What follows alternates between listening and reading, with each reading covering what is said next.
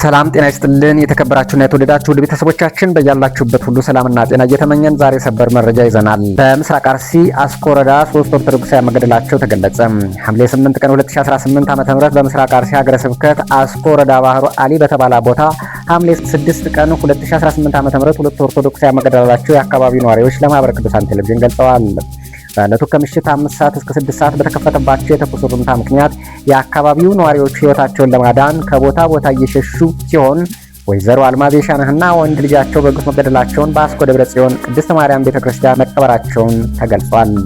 ሐምሌ 5 ቀን ዳኛም የለው በሚባል አካባቢ የ90 ዓመት አዛውንት በግፍ መገደላቸውን የገለጹት ምንጮቻችን አካባቢውን አሁንም ስጋት ውስጥ እንደሚገኝና ነዋሪዎቹ ቦታውን ለቀው እየሸሹ መሆናቸውን አሳውቀዋል።